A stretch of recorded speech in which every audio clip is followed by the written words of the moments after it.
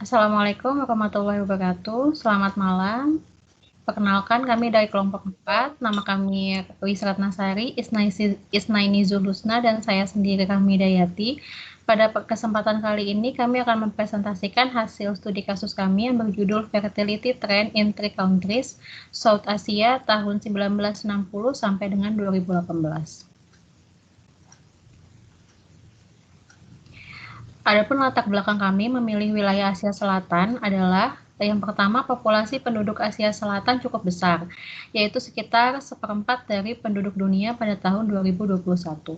Yang kedua, Pakistan dan Bangladesh termasuk ke dalam 3 negara teratas dengan penduduk terbesar di Asia Selatan.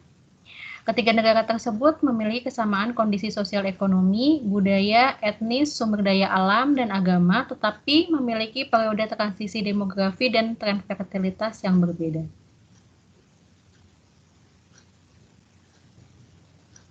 Berikut adalah grafik yang menunjukkan penurunan fertilitas di negara Bangladesh, Pakistan, dan Sri Lanka tahun 1960 sampai dengan 2018. Dari gambar ini dapat kita lihat bahwa TFR dari ketiga negara tersebut yang dari awalnya 5,5 sampai 6,7 pada tahun 1960 terus turun sampai ke angka 2 sampai 3,5 pada tahun 2018.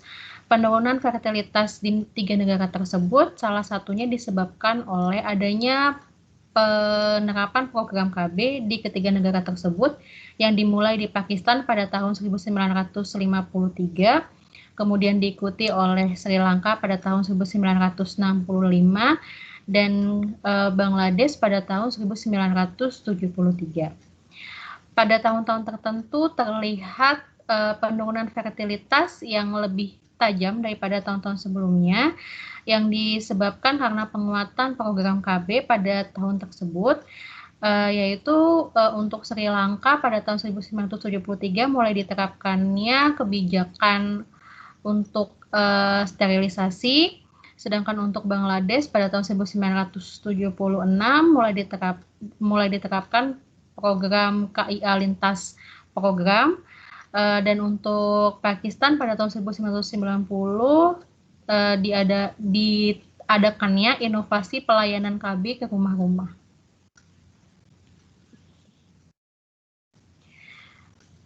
Pengaruh program KB terhadap penurunan fertilitas di 3 negara sebagaimana yang telah saya sebutkan sebelumnya, sesuai dengan penelitian yang telah dilakukan oleh Walker pada tahun 2011 dan Alam et al. Pada tahun 2003 yang mengatakan bahwa KB merupakan cara yang cost efektif untuk menurunkan fertilitas.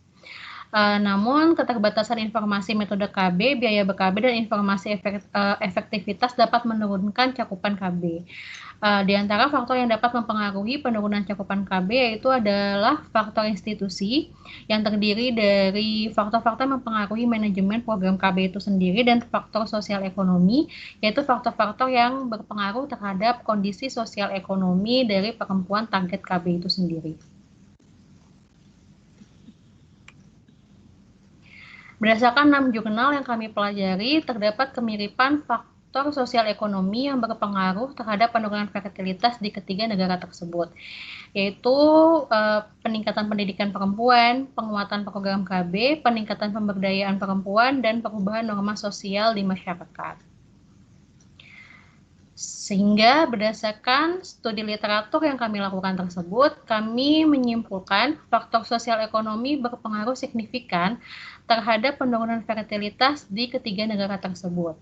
Sehingga kami menggunakan teori proximate determinant of fertility, Davis and Black, untuk menganalisis kondisi fertilitas di 3 negara yang menjadi studi kasus kami. Davis and Black mengidentifikasi 11 variabel antara yang dipengaruhi oleh variabel sosial ekonomi, di mana variabel antara tersebut berpengaruh langsung terhadap kenaikan atau penurunan fertilitas. Berdasarkan hasil studi yang telah kami lakukan, kami mengidentifikasi beberapa faktor sosial ekonomi yang berpengaruh terhadap kondisi fertilitas di negara Pakistan, Bangladesh, dan Sri Lanka. Di antaranya adalah pendidikan, status sosial ekonomi, budaya dan belief, serta agama, yang berpengaruh terhadap penurunan fertilitas di 3 negara tersebut melalui variabel antara, yaitu usia pertama menikah, persentase penggunaan kontrasepsi, stillbirth, dan aborsi. Selanjutnya kita melihat kondisi determinan dan juga kebijakan fertilitas di Pakistan. Di Pakistan, pendidikan perempuan sangat mempengaruhi kondisi fertilitas yang meningkat. Pendidikan perempuan yang meningkat ini akhirnya berhasil meningkatkan posisi perempuan pada masyarakat patriarki. Perempuan menjadi memiliki otonomi untuk mengambil keputusan dan berhak untuk mengakses pelayanan publik, salah satunya pelayanan kesehatan. Pemahaman yang meningkat ini membuat kesadaran perempuan dan juga kesadaran masyarakat untuk bisa memenuhi hak reproduksi perempuan ikut meningkat. Perubahan pemahaman juga terjadi terkait dengan fungsi alat kontrasepsi. Dari sisi agama, masyarakat Pakistan menjadi paham bahwa alat kontrasepsi berfungsi untuk merencanakan kehamilan, bukan untuk menolak takdir Tuhan untuk memiliki anak. Perubahan sosial ekonomi ini mempengaruhi variabel antara, yaitu pertama usia kawin perempuan kelompok umur 25 sampai 49 tahun. Di tahun 1990 usia mereka menikah pertama yaitu 18 atau 17 tahun, kemudian meningkat di tahun 2017 menjadi 20 tahun. Selanjutnya terkait dengan persentase penggunaan alat kontrasepsi pada perempuan menikah kelompok umur 15 sampai 49 tahun pun terjadi peningkatan. Pada tahun 1990 ada di posisi 11,8%, meningkat menjadi 35,4% di tahun 2012 dan sedikit mengalami penurunan pada tahun 2017 menjadi 31%. Nah, sayangnya masih tinggi angka stillbirth di Pakistan. Pada tahun 2018 kita lihat ada 44 per 1000 kehamilan stillbirth di Pakistan yang faktor penentu tertingginya yaitu tingkat kemiskinan yang masih tinggi di Pakistan. Selain itu kita bisa lihat pula bahwa persentase menyusui ibu untuk bayi 0 sampai 2 tahun di Pakistan ini masih fluktuatif. Padahal masa ini adalah masa postpartum infectability yang bisa mencegah terjadinya kehamilan. Angka persentase menyusui di Pakistan ini selalu stagnan, tidak berbeda jauh setiap tahunnya di angka 50% pada tahun 1990 sampai 2017. Salah satu hal yang mempengaruhinya adalah budaya memberikan herbal dan juga teh kepada bayi 0 sampai 11 bulan. Karakteristik dan juga determinan di Pakistan tadi tidak berbeda jauh dengan di Bangladesh.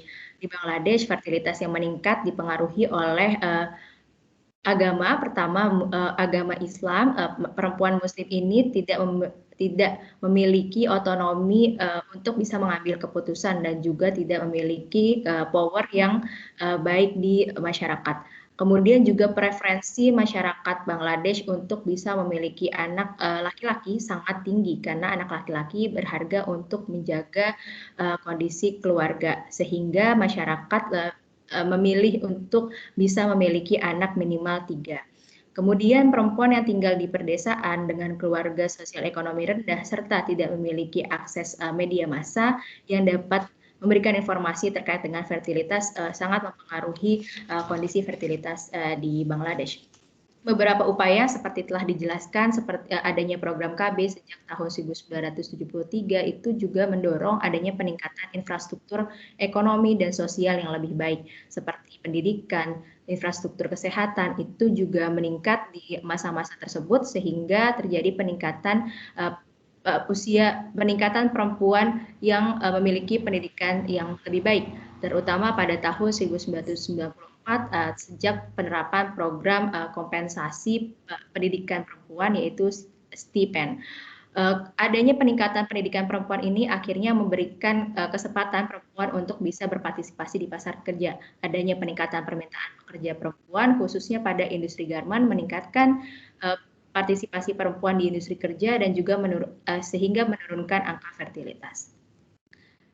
Faktor sosial ekonomi tersebut akhirnya mempengaruhi variabel intermediate yang sebagaimana Davis and Black sudah perkenalkan. Pertama kita bisa lihat pada usia pertama kawinnya, secara umum terjadi peningkatan usia pertama kawin perempuan di Bangladesh. Kita lihat di tahun 1993 perempuan menikah pertama di usia 14 tahun, kemudian meningkat menjadi usia 16 tahun di tahun 2017. Namun jika kita lihat secara spesifik pada usia 18 tahun, perubahan ini tidak signifikan. Sejak tahun 1993 sampai 2017 masih sekitar 60-70% perempuan menikah pada usia 18 tahun. Hal ini mempengaruhi kondisi fertilitas. Ketika usia menikah perempuan tinggi, maka akan meningkatkan fertilitas perempuan. Selanjutnya terkait dengan penggunaan alat kontrasepsi, terjadi peningkatan yang sangat signifikan penggunaan alat kontrasepsi di tahun 1975 sampai dengan tahun 2000. Hal ini salah satunya dipengaruhi adanya keterlibatan militer dan juga pemerintah dalam menggencarkan program KB di masyarakat, khususnya pada perempuan. Namun terjadi stagnasi perubahan yang tidak begitu signifikan sejak tahun 2000 di angka 58 sampai 60%. Beberapa penelitian menunjukkan bahwa perempuan yang pernah menggunakan kontrasepsi, khususnya kontrasepsi modern jangka pendek, itu justru mendorong perempuan untuk memiliki kemungkinan fertilitas yang lebih tinggi lagi. Terkait dengan stillbirth, kita bisa lihat bahwa di Bangladesh ini stillbirth-nya fluktuatif mulai dari angka 27,7 per 1000 kelahiran. Maksud saya 1000 kehamilan, kemudian meningkat di 37 di tahun 2004, kemudian menurun dan meningkat kembali di tahun 2017 pada menjadi 24,9 per 1000 kehamilan. Kondisi stillbirth yang masih relatif tinggi ini juga akhirnya mendorong ibu dan juga suami untuk ingin memiliki anak kembali sehingga meningkatkan fertilitas di Bangladesh.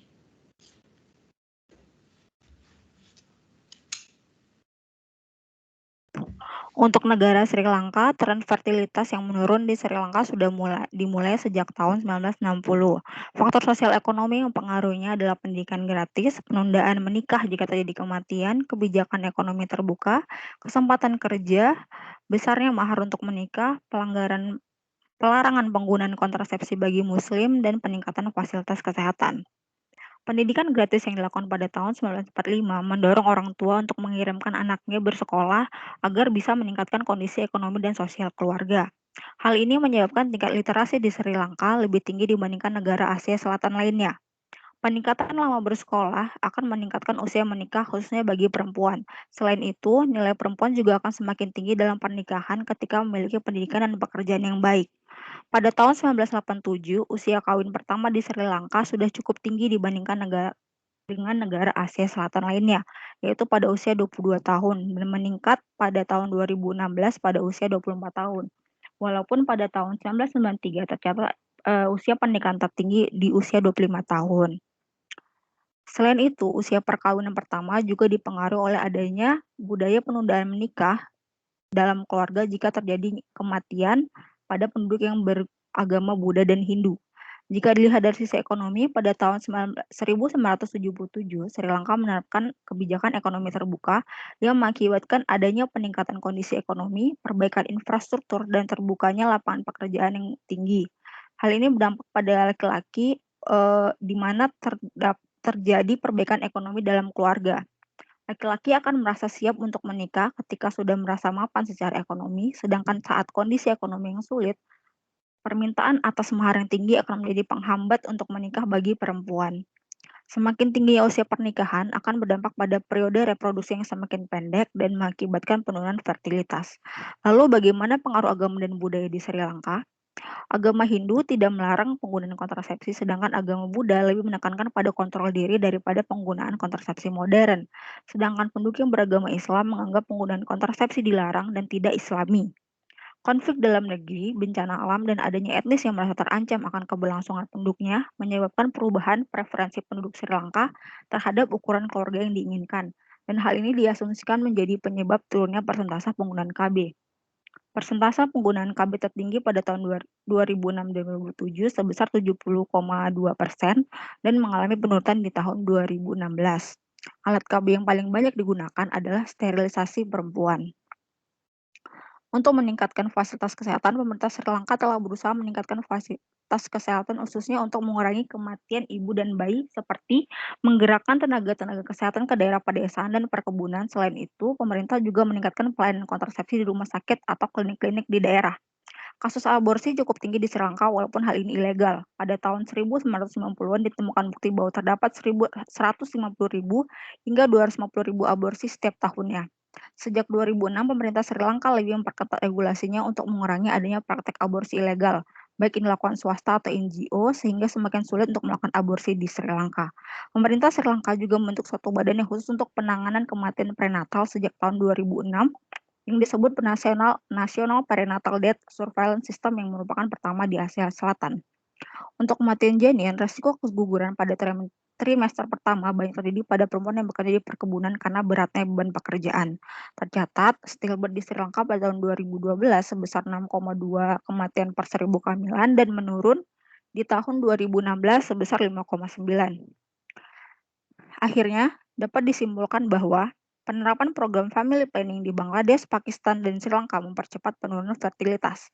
Terlihat adanya peningkatan usia kawin yang terjadi di 3 negara.